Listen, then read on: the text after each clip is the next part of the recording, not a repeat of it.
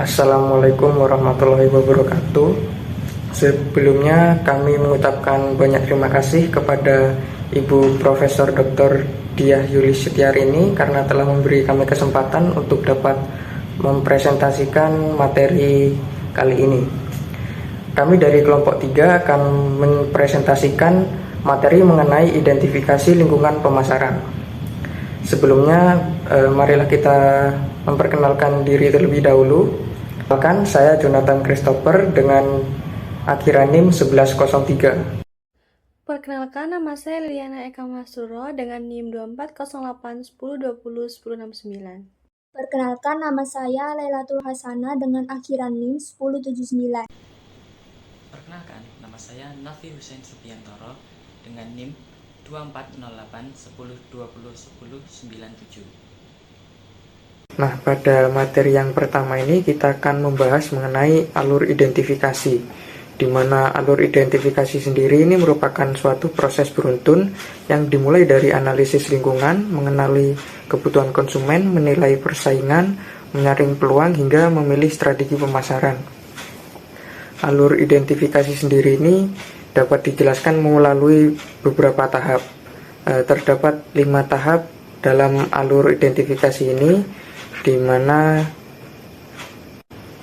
langkah pertamanya adalah analisis peluang pasar atau analisis lingkungan makro dan mikro, di mana kita harus menganalisis pasar secara menyeluruh, di mana kita sebut ini sebagai analisis peluang pasar. Pertama, kita melihat gambaran besarnya atau di lingkungan makro, apa tren demografi atau teknologi yang sedang terjadi saat ini. Kemudian kita juga bisa melihat lebih dekat ke lingkungan mikro, di mana siapa pesaing kita atau siapa pelanggan kita saat ini. Nah, dengan tujuan adalah untuk menemukan celah atau kebutuhan di pasar yang kita bisa penuhi dengan produk atau layanan kita. Lalu langkah yang kedua adalah riset pemasaran. Setelah kita memiliki gambaran di langkah sebelumnya, kita tentunya membutuhkan data yang lebih akurat. Nah, ini adalah tahap riset pemasaran. Kita dapat menggunakan survei, wawancara, ataupun data historis untuk mengumpulkan informasi.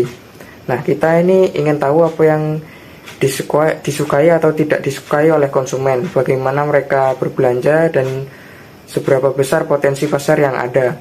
Dengan data riset pemasaran ini, kita dapat menggunakannya menjadi sebuah kompas kita di langkah-langkah selanjutnya. Lalu untuk langkah yang ketiga adalah segmentasi pasar.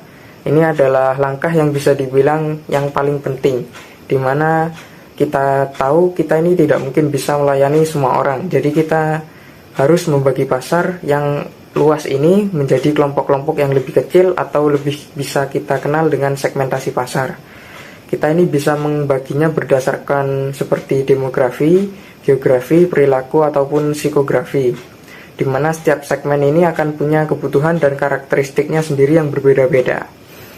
Nah, lalu langkah yang keempat adalah menentukan target pasar, di mana setelah kita memiliki daftar segmen-segmen itu, saatnya kita untuk memilih segmen yang akan kita targetkan pasarnya. Kita harus mengevaluasi setiap segmen yang ada berdasarkan ukurannya, potensi pertumbuhannya, dan seberapa menguntungkan segmen tersebut. Nah, kita harus memilih segmen yang paling sesuai dengan keunggulan dan sumber daya yang kita miliki sekarang. Dengan begitu, kita dapat memfokuskan semua upaya pemasaran kita ke audiens atau konsumen yang tepat. Lalu untuk langkah terakhir, setelah kita tahu target kita siapa, kita perlu memposisikan diri kita di pasar.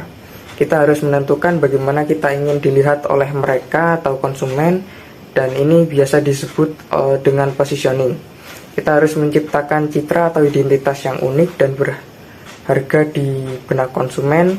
Apakah yang kita inginkan, apa yang kita ingin dikenal di mata mereka, sebagai merek apa, atau seperti merek yang paling terjangkau, merek yang paling inovatif, ataupun lain sebagainya.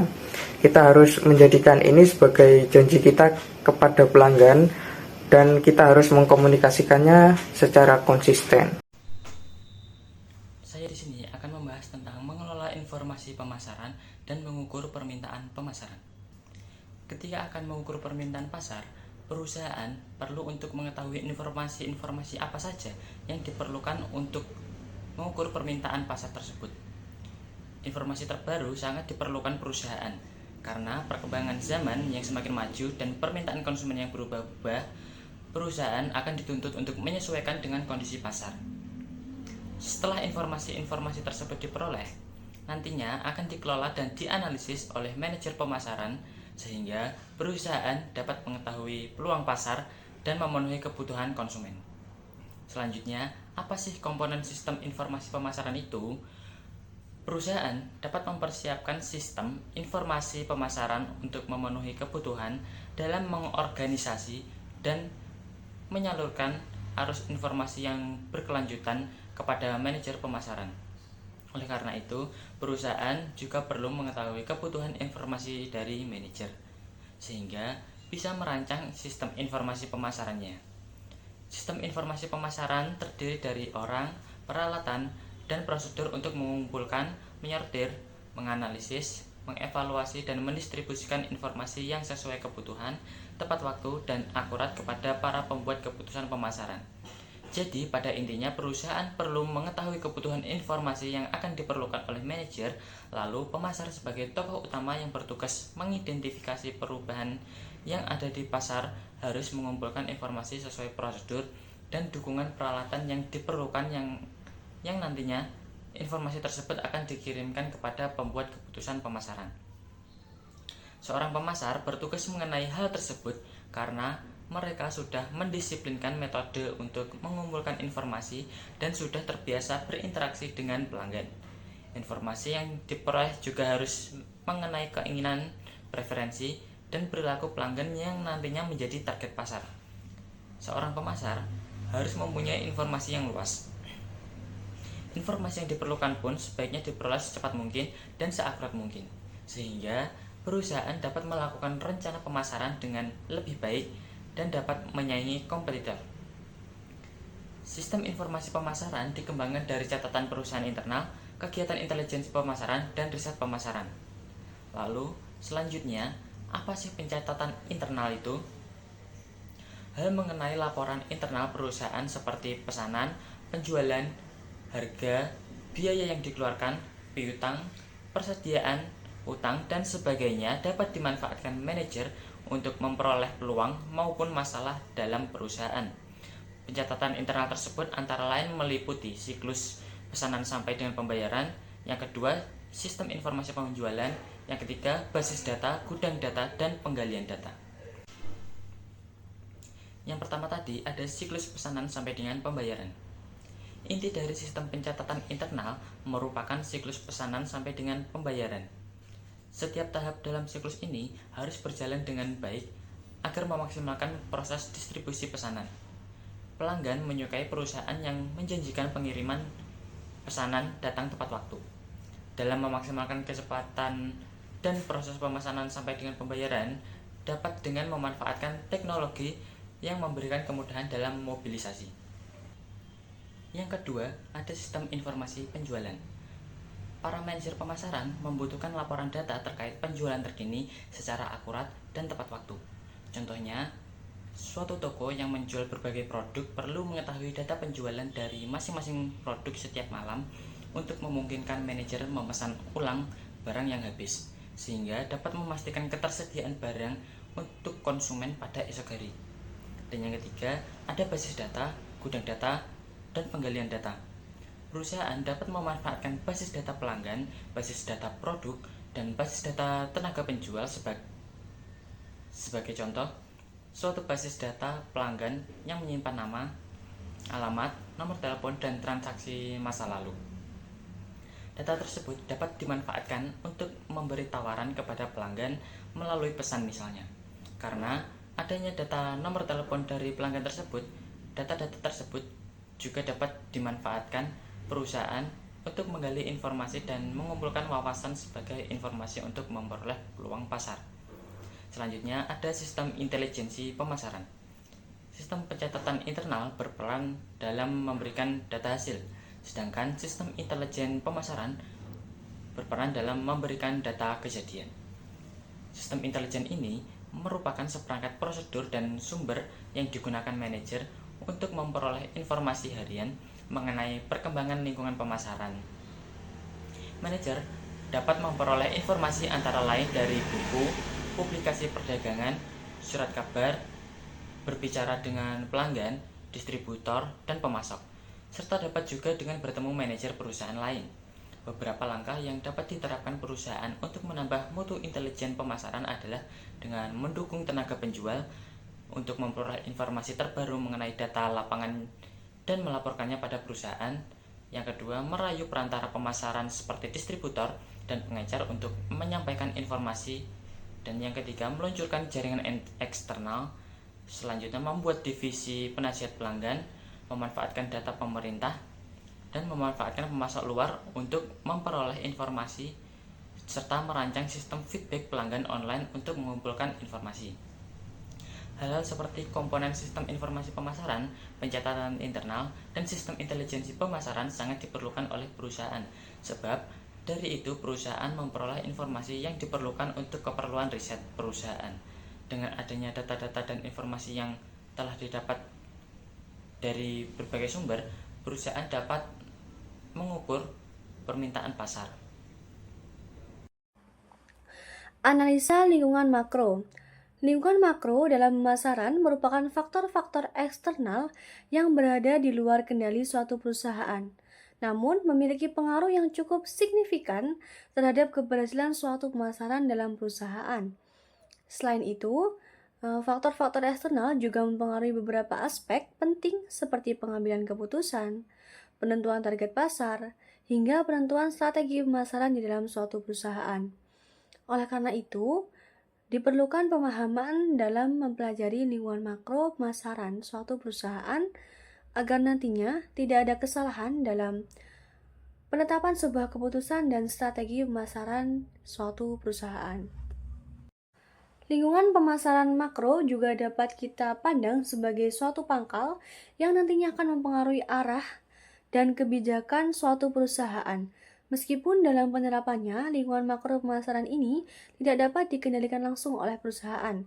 Namun hal ini perusahaan dapat melakukan meminimalisir pengaruh dari lingkungan makro pemasaran dengan cara tetap melakukan analisis terhadap lingkungan makro sehingga perusahaan mampu menyesuaikan diri dengan adanya perubahan pasar dan juga menemukan inovasi serta peluang baru yang menguntungkan bagi perusahaan itu sendiri. Dalam praktiknya, lingkungan pemasaran makro mencakup beberapa aspek utama, yaitu ada lingkungan ekonomi, lingkungan demografi, lingkungan alam, lingkungan sosial budaya, teknologi, dan politik hukum. Pada kesempatan ini, kita akan membahas terkait dengan lingkungan makro pemasaran dan juga analisis terkait peluang dalam lingkungan makro pemasaran. Berikut penjelasannya. Yang pertama, lingkungan demografi. Lingkungan demografi merupakan perubahan struktur dan dinamika penduduk dalam suatu masyarakat. Faktor ini memiliki kekuatan yang besar karena jumlah populasi dapat membentuk pasar yang cukup potensial. Ketika populasi mengalami pertumbuhan, maka peluang pemasaran pun akan semakin meningkat.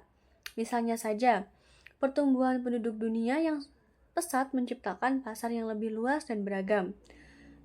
Keberagaman ini terlihat dari perbedaan usia, tingkat pendapatan, etnis, pendidikan, dan faktor lainnya. Perbedaan karakteristik penduduk ini tentu saja akan memunculkan kebutuhan dan preferensi yang berbeda-beda, baik dari segi jenis produk maupun kisaran harganya itu sendiri. Oleh sebab itu, kondisi demografi menjadi salah satu peluang penting yang bisa dimanfaatkan perusahaan dalam menyusun strategi pemasaran. Maka dari itu, dalam sebuah pemutusan strategi pemasaran, kita harus memperhatikan lingkungan demografi yang ada. Karena dengan lingkungan demografi, kita dapat menentukan siapa target pasar, bagaimana karakteristik mereka, dan kebutuhan apa yang harus dipenuhi. Sehingga nantinya perusahaan akan berusaha untuk beradaptasi dengan cara melakukan inovasi yang dapat menjadi strategi pemasaran.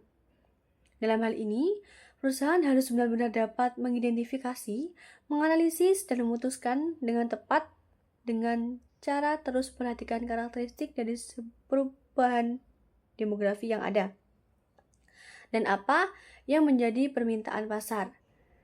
Jika perusahaan mampu untuk menganalisis dan mengidentifikasi lingkungan demografi dengan tepat, maka perusahaan akan membuka banyak peluang dalam pemasaran perusahaan.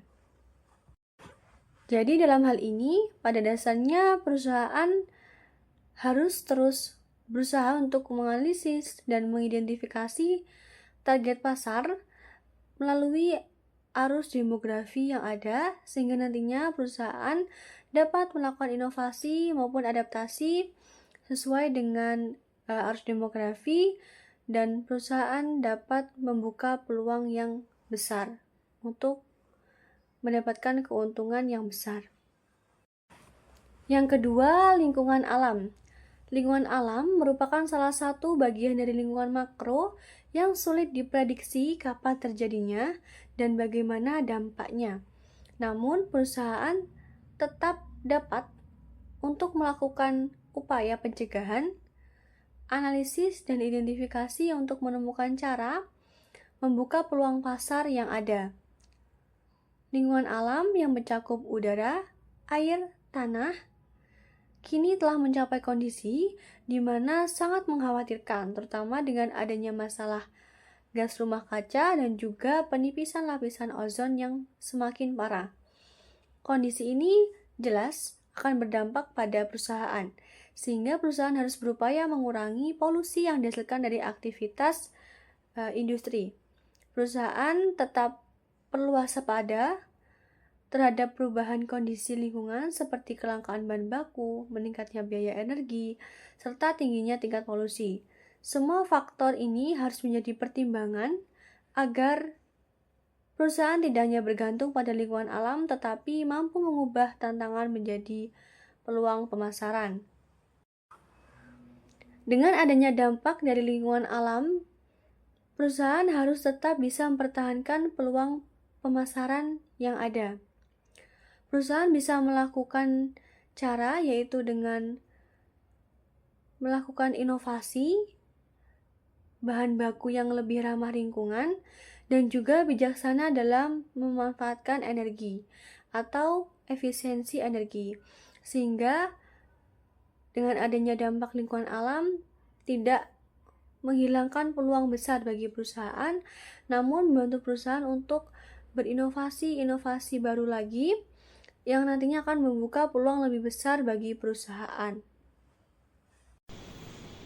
Selanjutnya, saya akan membahas tentang lingkungan ekonomi. Kondisi ekonomi masyarakat tentunya bukan merupakan hal yang bisa perusahaan kendalikan. Lingkungan ekonomi ini mencakup penghasilan dan distribusi pendapatan masyarakat. Dalam hal pemasaran, pasar dikatakan sebagai pasar yang potensial apabila pasar tersebut didukung oleh daya beli yang tinggi dari konsumen. Sedangkan dalam penerapannya, daya beli konsumen pada suatu pasar tergantung pada penghasilan, utang, dan tabungan masyarakat atau konsumen. Penghasilan menjadi tolak ukur daya beli masyarakat yang dapat mempengaruhi peluang pemasaran pada perusahaan, sehingga perusahaan harus menyesuaikan antara produk perusahaan dengan kemampuan daya beli masyarakat. Masyarakat berpenghasilan tinggi akan cenderung memiliki kebutuhan barang dan jasa yang lebih tinggi, sedangkan masyarakat dengan penghasilan lebih rendah akan cenderung memiliki kebutuhan akan barang dan jasa yang lebih rendah. Perkenalkan, nama saya Chelsea dengan NIM 240810201098. Kali ini kita akan membahas mengenai lingkungan sosial budaya dalam analisa lingkup makro. Nah, ada 3. Yang pertama adalah nilai dan juga norma sosial, di mana konsumen itu membuat keputusan berdasarkan sistem yang berlaku di lingkungannya. Misalnya, meningkatnya kesadaran terhadap kesehatan dan juga keterlanjutan mendorong permintaan produk organik, makanan rendah gula, dan juga produk ramah lingkungan. Kemudian dari gaya hidup dan juga tren, yaitu pergeseran gaya hidup seperti meningkatnya aktivitas masyarakat digital menyebabkan perubahan pada cara berbelanja. E-commerce dan juga layanan pesan antar berkembang pesat karena konsumen lebih menghargai kenyamanan dan juga kecepatan. Selain itu juga udah ada demografi dan juga budaya lokal, di mana terdapat faktor usia, tingkat pendidikan, pendapatan, serta tradisi lokal untuk membentuk preferensi konsumen. Misal, generasi muda lebih mudah menerima produk baru berbasis teknologi, sedangkan kelompok usia lanjut cenderung memiliki produk yang sudah familiar. Nah, dalam implikasinya, di pemasaran perusahaan harus bisa untuk membaca arah perubahan nilai sosial tersebut, menyesuaikan strategi komunikasi, serta membangun merek yang sesuai dengan budaya dan juga aspirasi masyarakat. Berikutnya adalah lingkungan teknologi, di mana seperti yang kita tahu, teknologi itu adalah salah satu kekuatan yang paling dinamis dalam lingkungan makro. Perkembangannya dapat menciptakan peluang besar sekaligus ancaman bagi perusahaan. Di sini kita akan membahas mengenai inovasi produk dan juga prosesnya, di mana teknologi ini akan memungkinkan terciptanya produk baru dengan fitur yang lebih canggih atau proses produksi yang lebih efisien. Kemudian digitalisasi dan disrupsi pasar, di mana internet, media sosial, big data, kecerdasan buatan, hingga teknologi finansial atau fintech telah berubah cara perusahaan dan konsumen berinteraksi. Model bisnis tradisional banyak tergeser oleh platform digital, misalnya untuk marketplace online, transformasi berbasis aplikasi, dan juga pembayaran non-tunai. Kemudian ada siklus hidup teknologi, di mana setiap teknologi memiliki siklus hidup yang sangat cepat. Perusahaan tidak akan beradaptasi dan juga akan tertinggal karena pesaing yang lebih inovatif. Oleh karena itu, pemantauan terhadap perkembangan teknologi adalah kewajiban bagi manajer pemasaran modern. Nah, implikasinya, perusahaan perlu mengintegrasikan teknologi dalam riset pasar, promosi digital, pelayanan pelanggan, hingga inovasi produk agar tetap relevan di mata konsumen. Selanjutnya adalah lingkungan politik dan juga hukum, di mana kebijakan pemerintah, stabilitas politik, serta juga regulasi hukum berperan penting dan tidak lepas dari iklim usaha sendiri. Yang pertama adalah regulasi dan juga perlindungan konsumen, di mana pemerintah menetapkan aturan mengenai iklan, standar produk, dan juga perlindungan data, serta persaingan perusahaan. Hal ini dimaksudkan agar konsumen terlindungi dan juga perusahaan dapat bersaing secara sehat. Kemudian stabilitas politik, di mana kondisi politik yang stabil mendorong kepercayaan investor dan juga kepastian usaha. Sebaliknya, ketidakpastian politik dapat menimbulkan risiko bisnis yang juga tinggi. Yang ketiga adalah kepatuhan hukum, di mana perusahaan wajib mengikuti undang-undang yang berlaku seperti hak kekayaan intelektual, peraturan periklanan, serta hukum terkait lingkungan. Pelanggan dapat menimbulkan sanksi hukum sekaligus merusak citra perusahaan di mata publik. Nah, implikasinya adalah strategi pemasaran harus selalu disesuaikan dengan aturan hukum yang berlaku. Selain itu, perusahaan dituntut untuk mengedepankan etika bisnis dan juga tanggung jawab sosial agar dapat membangun hubungan jangka panjang dengan masyarakat dan pemerintah. Yang selanjutnya ada analisa lingkungan mikro. Lingkungan mikro perusahaan adalah hal-hal yang ada di dalam perusahaan itu sendiri, seperti karyawan, manajer, cara kerja, keuangan, dan teknologi yang dipakai. Semua ini bisa menjadi kekuatan jika dikelola dengan baik, misal karyawan yang terampil atau keuangan yang sehat. Tetapi, jika tidak dikelola dengan baik, justru bisa menjadi kelemahan yang menghambat perkembangan perusahaan. Yang pertama ada pelanggan. Perusahaan bekerja sama dengan pemasok dan perantara agar bisa menyediakan barang dan jasa secara efisien untuk pasar yang dituju. Pasar pelanggan sendiri ada 5 jenis, yaitu pasar konsumen, pasar industri, pasar penjual kembali, pasar pemerintah, dan pasar internasional. Setiap jenis pasar memiliki ciri yang berbeda, sehingga perusahaan perlu benar-benar memahami kebutuhan, keinginan, dan perilaku pelanggan.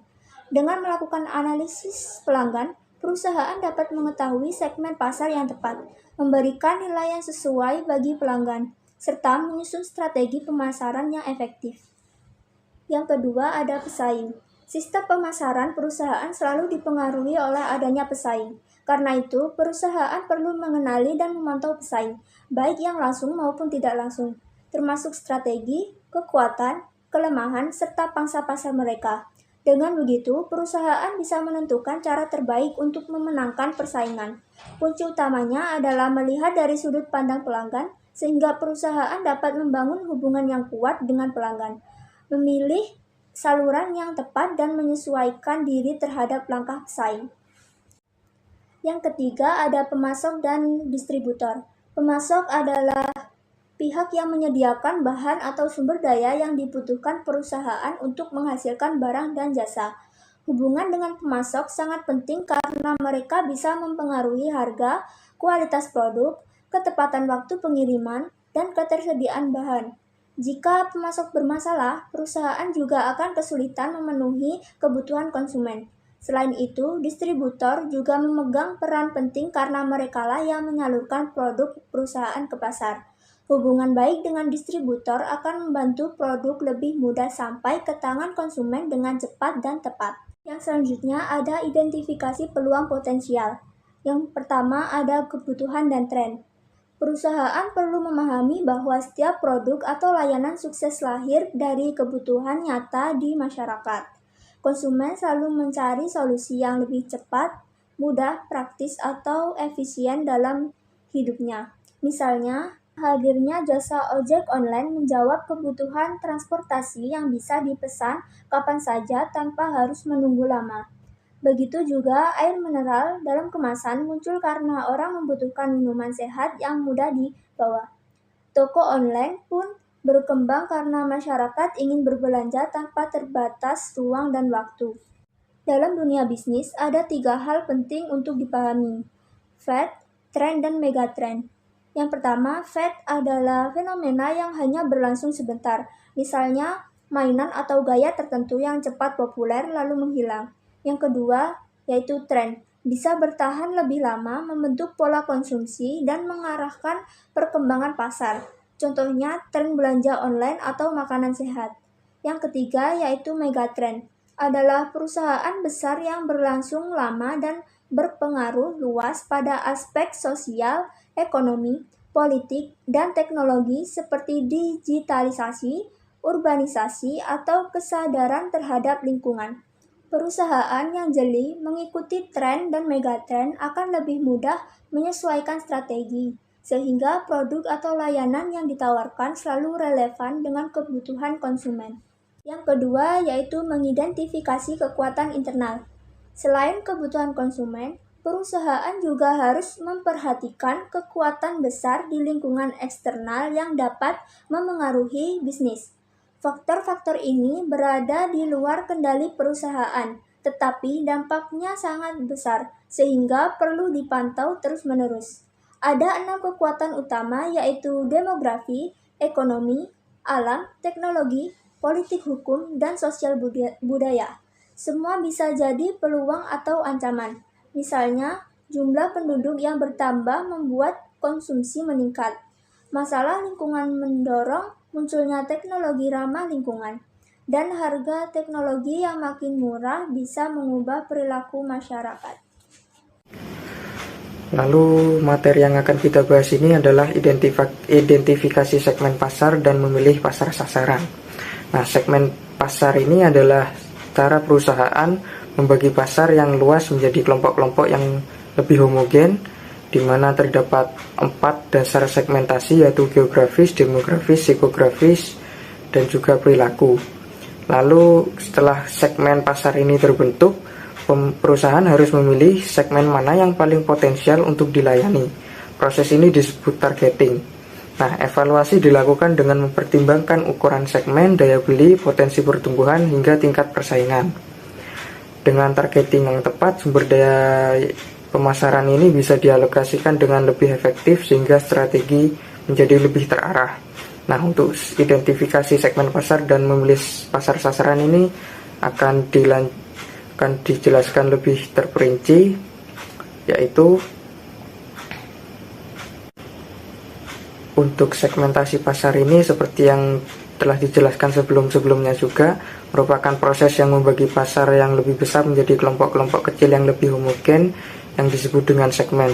Tujuannya ini bukan sekedar untuk membagi, melainkan juga untuk membuat upaya pemasaran menjadi lebih terarah, personal, dan juga efisien. Nah, terdapat 4 pendekatan yang kita gunakan yang katakan juga sebelumnya, yaitu segmentasi geografis, di mana membagi pasar berdasarkan lokasi seperti negara, provinsi, kota, atau bahkan iklim. Contohnya sebuah perusahaan pakaian musim dingin itu akan menargetkan konsumen di daerah yang bermuklim dingin. Lalu pendekatan yang kedua adalah segmentasi demografis, membagi pasar berdasarkan faktor yang mudah diukur seperti contohnya itu usia, jenis kelamin, pendapatan maupun pendidikan atau pekerjaan. Lalu pendekatan yang ketiga adalah segmentasi psikografis. Ini mengelompokkan konsumen berdasarkan gaya hidup, nilai, kepribadian atau kelas sosial mereka. Nah, contohnya ini sebuah merek mobil listrik. Ini mereka akan menargetkan konsumen yang memiliki pola pikir atau kepribadian yang peduli akan lingkungan dan memiliki gaya hidup modern. Lalu pendekatan yang keempat adalah segmentasi perilaku, yang mengelompokkan konsumen berdasarkan cara mereka menggunakan produk, manfaat yang mereka cari atau tingkat loyalitas mereka. Contohnya itu seperti maskapai penerbangan yang dapat menargetkan segmen pelancong bisnis yang mencari efisiensi dan kenyamanan, ataupun segmen wisatawan keluarga yang mencari harga yang lebih terjangkau. Lalu selanjutnya pada bagian memilih pasar sasaran. Nah, setelah kita membagi pasar menjadi segmen-segmen ini, selanjutnya kita itu harus memilih pasar sasaran. Nah, kita harus memilih segmen mana yang akan kita layani. Ini adalah sebuah keputusan strategis yang akan menentukan arah bisnis dan alokasi sumber daya di perusahaan kita.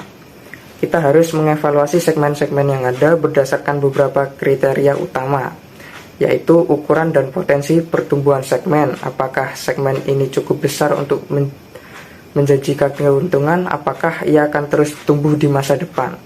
Lalu tingkat profitabilitas, apakah konsumen di segmen ini memiliki daya beli yang cukup, dan apakah biaya untuk melayani mereka sepadan dengan keuntungan yang akan kita dapat. Lalu tingkat persaingan, di mana seberapa ketat persaingan di segmen ini, atau apakah kita memiliki keuntungan kompetitif yang kuat di sana. Nah, ada beberapa strategi juga yang dapat kita terapkan, yaitu seperti menargetkan seluruh pasar dengan satu penawaran yang sama. Lalu kita juga memilih beberapa segmen dan merancang penawaran yang berbeda untuk masing-masing segmen. Kita juga bisa memilih satu segmen kecil dan berfokus pada satu segmen itu secara eksklusif untuk melayaninya. Lalu kita juga bisa melakukan penyesuaian produk atau program pemasaran dengan kebutuhan individu atau kelompok konsumen yang lebih spesifik. Nah, dengan menerapkan semuanya ini dengan pasar sasaran yang tepat, kita dapat mengalokasikan sumber daya kita, baik itu produk, harga, promosi maupun distribusi dengan lebih efektif.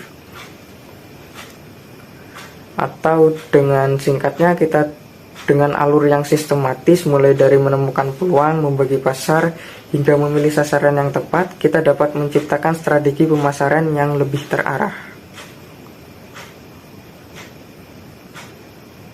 Sekian presentasi dari kelompok kami. Kami mengucapkan mohon maaf apabila terdapat kesalahan kata maupun ketidaksempurnaan kami pada saat menyampaikan materi, dan semoga apa yang telah kami sampaikan pada kesempatan kali ini dapat bermanfaat dan menambah wawasan kita semua. Akhir kata, sekian dari kami, kelompok 3. Terima kasih.